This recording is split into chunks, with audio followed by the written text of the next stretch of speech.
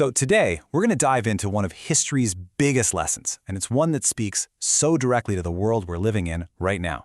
We're talking about the oldest road home, and this really dangerous myth of isolation.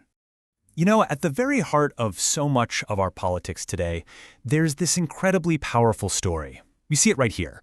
It's the myth of the self-sufficient civilization, the idea of a people who supposedly thrived in proud isolation. It's a really appealing story, isn't it? This idea of getting back to some kind of pure, untouched past. But here's the thing. According to the source material for this explainer, history shows us that this story, it isn't just wrong, it's a lie. Yeah, it's a compelling one, no doubt, but a lie all the same. So let's actually unpack the evidence for that. So our whole argument really kicks off by challenging this core idea of purity. The main takeaway here is that human civilization has never, ever been static or isolated. In fact, it's always been defined by the exact opposite, by movement, by mixing, and by crossing boundaries. And this brings us to our first huge piece of evidence.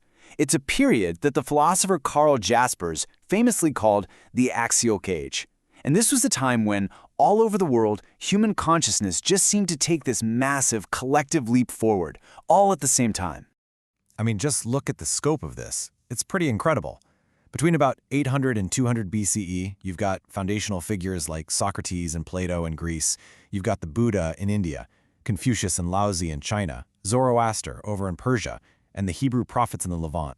It's this unbelievable, simultaneous explosion of philosophical and religious thought. And that, of course, raises a massive question. It's the one that totally fascinated Jaspers. How on earth did the entire world start asking the same big questions at the same time? You know, questions about the nature of reality, what makes a good life, what we owe to each other. I mean, could that really just be a coincidence? Well, probably not. Scholars point to a few key things you can see here. You've got societies becoming more complex, cities are growing, there are new technologies in iron and farming that create more surplus time and food, and, this is the really crucial part, you have these early, subtle kinds of cross-cultural fertilization. Even way back then, these cultures were not living in a vacuum. So what's the big takeaway here?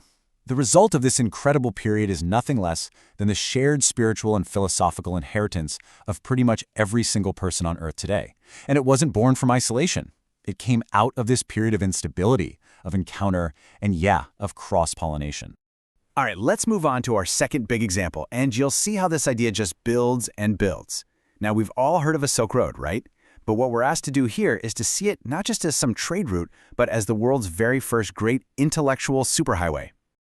Oh, this slide just lays it out so perfectly. On the left, you've got the stuff we always think about. Silk, spices, horses, paper, gunpowder. That's the visible cargo. But now, look at the right column. The invisible cargo was, you could argue, so much more important. Ideas, religions, new technologies, mathematics. And that is the real punchline. The source material just puts it perfectly. But the most consequential cargo was invisible. It was ideas and, above all, religions. That's the stuff that truly fundamentally changed the world. Now, it's easy to see this mixing of ideas as some kind of contamination, right? A watering down of pure traditions. But the argument here is that it's the exact opposite. This wasn't contamination at all. It was vitality. It was life. So when Buddhism encountered Greek culture, for instance, it didn't get weaker. It actually discovered new parts of itself, new ways to express its deepest truths. Okay, so that's the history. But what does all of this actually mean for us right now? Let's pivot from that evidence to what it all implies for today. Let's talk about the engine of progress itself. So the word globalism gets thrown around a lot, and let's be honest, it's usually meant as a bad thing. You see it on the left, this idea of corporate monoculture, of losing your identity, of faceless capital. But our source asks us to look at the historical reality. Over on the right, for most of human history, this kind of connection has actually been about encounter, exchange, and mutual recognition. So let's just nail this down. Let's get a clear definition. This positive, historical globalism is defined as the irreplaceable value of encounter, exchange, and mutual recognition across difference. See? It's not about making everything the same. It's about the creative power you get from difference. And this is the lesson that just echoes down through history. We see it in the Axial Age, we see it with the Silk Road, in the Islamic Golden Age, during the Renaissance. It's the same pattern over and over again. Isolation produces stagnation. It is encounter and conversation that produces transformation. And that brings us to our conclusion, and frankly, to a bit of a warning. The whole idea here is that a lot of today's political trends are a direct, and maybe even dangerous, reversal of this fundamental lesson from history. It's like we're turning our backs on this old road that's always led us home. So what happens when we start closing those doors? What's the real cost? Well, it's not just economic, though that's definitely part of it. You get poorer, you lose access to global talent and ideas. But the argument is that the damage is also spiritual and moral.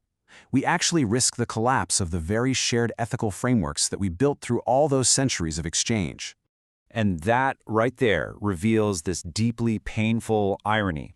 You have all these movements invoking a nation's past greatness, while at the same time they're actively destroying the very conditions, that openness, that exchange, that encounter with new ideas, that created all that greatness in the first place.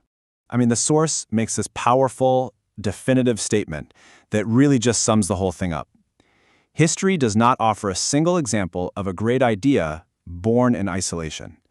Every one of them was born at a crossing. Which leaves us with this final, really poignant thought.